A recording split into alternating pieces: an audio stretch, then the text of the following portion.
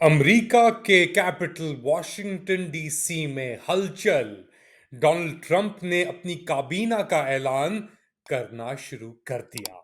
Late Ali show you के एक और एपिसोड में आप सबको खुशामदेद। Do like, subscribe and share this content. Donald Trump 47th अमरीकी मुंतखब सदर ने अपनी चीफ ऑफ स्टाफ ना चीफ ऑफ स्टाफ अमरीका के अंदर एक बहुत अहम आप कह लें कि व्हाइट हाउस का जो जितना भी ऑफिस संभालता है जो किरदार वो है चीफ ऑफ स्टाफ का। बहुत अहम किरदार है ये। इनफैक्ट कुछ लोग कहते हैं कि जो जितना भी प्रेसिडेंशियल सिस्टम के अंदर वाइस प्रेसिडेंट होता है उसका इतना इंपॉर्टेंट रोल नहीं होता जितना चीफ ऑफ स्टाफ का होता है। और डोनाल्ड ट्रंप साहब ने अब सूजी वाइल्स को चीफ ऑफ स्टाफ मुंतखब कर दिया है। जो पाकिस्तानी अमेरिकन हैं उनके लिए शायद ये खुशखबरी हो, क्योंकि सूजी वाइल्स जो है वो ह्यूमन राइट्स के ऊपर फोकस कर रही थी, पाकिस्तान के ऊपर, पाकिस्तानी अमेरिकन कम्युनिटी और पाकिस्तान तरीके इंसाफ के साथ। तो इनका चीफ ऑफ स्टाफ बनना एक बहुत अहम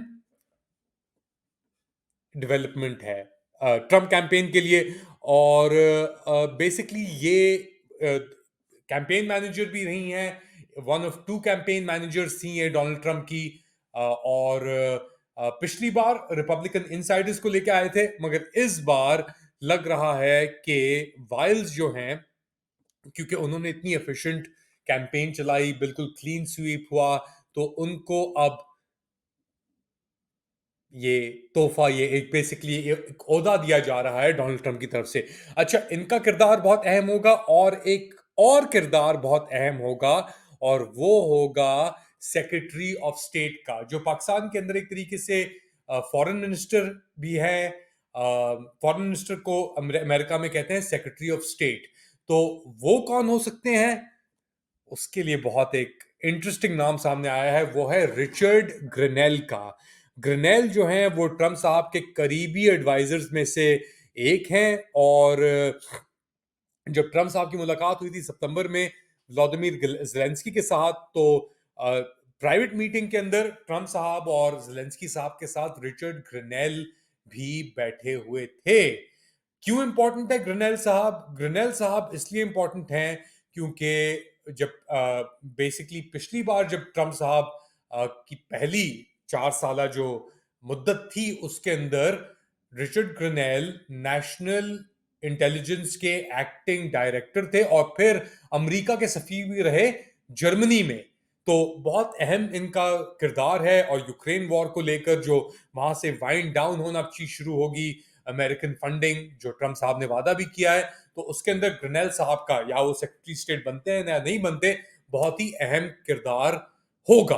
अब बहुत ही एक कंट्रोवर्शियल कैरेक्टर भी है, क्योंकि ये ऑब्वियसली एक नेशनल सिक्योरिटी एडवाइजर के लिए भी एक टॉप पोजीशन है। और उस पोजीशन के अंदर ये इनको सेनेट कॉन्फर्मेशन की जरूरत नहीं है, मगर अगर ये सेक्रेटरी ऑफ स्टेट लगाए जाते हैं तो इनको सेक्रेटरी ऑफ स्टेट के लिए बेसिकली डेमोक्रेट्स का भी सामना करना पड़ेगा और एक लंबा प्रोसेस होगा। अब ये जंग को खत्म करना चाहते हैं और ये कहते हैं कि जी एक ऑटोनमस जोन भी बननी चाहिए ईस्टर्न यूक्रेन के अंदर, जो फासला दे बेसिकली रशिया और यूक्रेन या नेटो के जो फोर्सेस होंगे वहां पे होंगे नहीं होंगे ट्रंप साहब के आने के बाद। ये एक बहुत अहम सवाल बन गया है।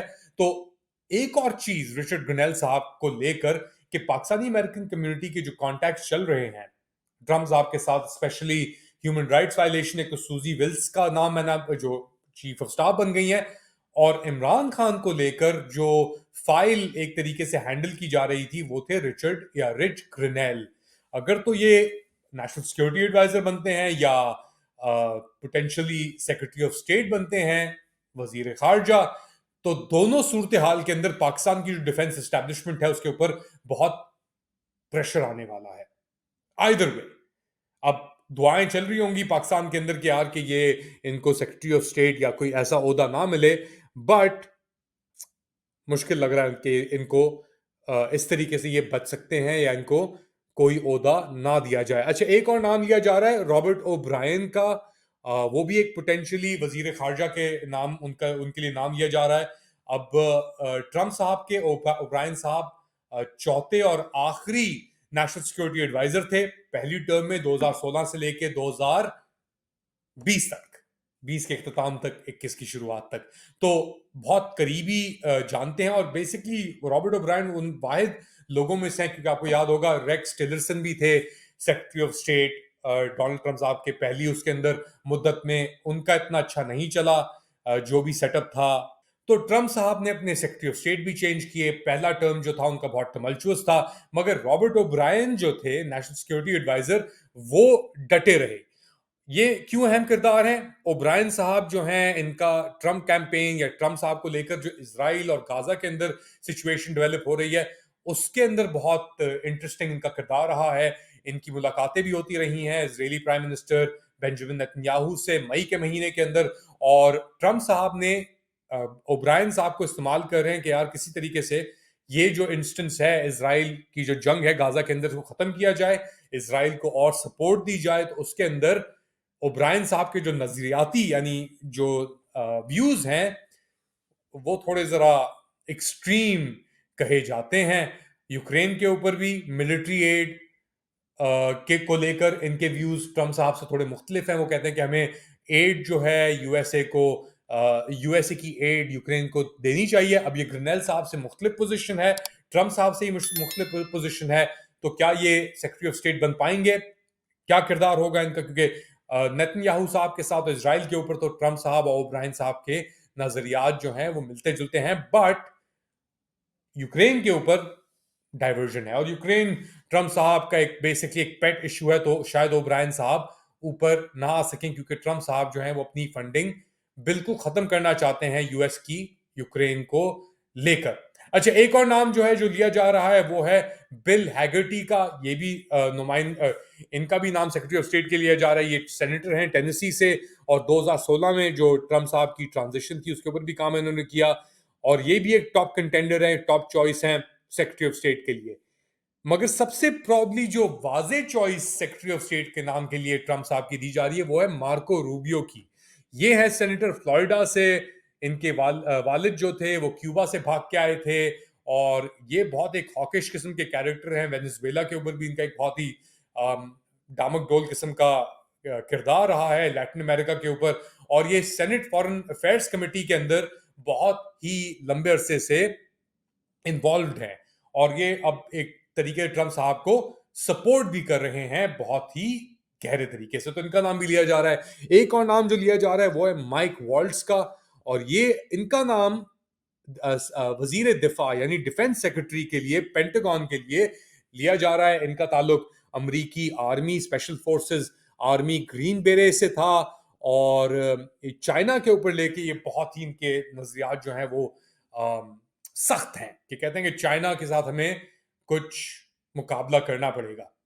अब करते हैं नहीं करते, किसको पता। अच्छा, माइक पॉम्पियो साहब का भी नाम आ रहा है डिफेंस सेक्रेटरी के लिए, जो पिछली बार सीआईए डायरेक्टर थे ट्रम्प साहब के अंडर, और फिर सेक्रेटरी ऑफ स्टेट भी रहे। अब इनका नाम पोटेंशियली डिफेंस के लिए आ रहा है, मगर इनके थोड़े जरा इख्तलाफात चल रहे थे पॉम्पियो साहब के ट्रम्प साहब के साथ। मगर अब ट्रम्प साहब, आप जानते हैं, प्रैग्मेटिक आदमी है। वो अपने चीज़ों को जिस तरीके से देखते हैं, जांचते हैं, उसका एक डिफरेंट एक पॉइंट ऑफ व्यू होता है डेफिनेटली। और अब ये चॉइसेस ट्रम्प के सामने हैं, इनका इम्पैक्ट आएगा पूरी दुनिया में। जिस तरीके से बाइडेन साहब की हुकूमत का इम्पैक्ट आया था पूरी दुनिया में, इसी तरीके से आप लिख के ले लें कि ये जितने भी नाम मैंने लिए हैं, इनमें से कुछ ना कुछ तो किरदार होगा इन सब का। और फिर क्या होगा उसके बाद, बताएं मुझे कमेंट सेक्शन के अंदर। Do like, subscribe and share this content. अपना ख्याल रखिएगा, अगली बार तक अल्लाह हाफिज।